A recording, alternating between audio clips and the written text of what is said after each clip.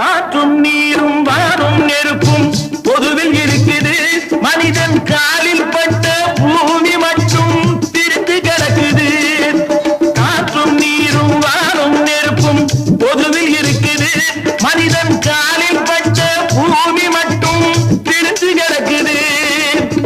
பிரித்து வைத்து பார்ப்பதெல்லாம் மனிதர் இதயமே. பிரித்து வைத்து பார்ப்பதெல்லாம் மனிதர் இதயமே. உலகில் பிரிவு மாறி ஒருமை வந்தால் அமைதி நிலவுமே. அமைதி நிலவுமே. நீங்கள் நல்லா இருப்பாரும் நாடும் இந்த நாட்டில் உள்ள